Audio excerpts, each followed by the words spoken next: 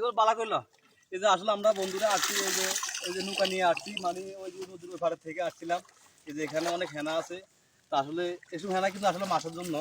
তো আমরা আসলে মাছের চাষ করি তো দেখা গেছে হয়তো বিট কিনা সম্ভব না তাই এই হেনাগুলো লইতেছি আর প্রচুর হেনা আছে আর এগুলা কিন্তু মাছের কিন্তু প্রিয় খাদ্য ঠিক আছে তো আপনারা অবশ্যই মাছের এই হেনা খাবেন দেখবেন মাছ তাড়াতাড়ি বড় হবে তো আসলে আমার বন্ধুদের সহযোগিতা আর কি মানে আমি এই যে হেনা উঠাতে আসলে প্রচুর হেনা আছে